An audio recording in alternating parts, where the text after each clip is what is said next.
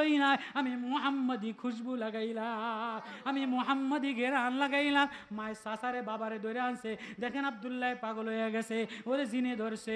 ছেলে বলে না মা, আমারে জিনেও ধরে নাই, আমি পাগল হই নাই। কয়তো এমন করস কা? কয় আসমান বানানে वाला, জমিন বানানে वाला, চন্দ্র বানানে वाला, সূর্য বানানে वाला, পিঘল না রোনা, আমার দিল বানানে वाला যে আল্লাহ, আমি ওই আল্লাহর জন্য মুহাম্মাদি গ্রানে পাগল হয়ে গেলাম। সব বানানেওয়ালার জন্য মুহাম্মাদি গ্রানে পাগল হয়ে গেলাম।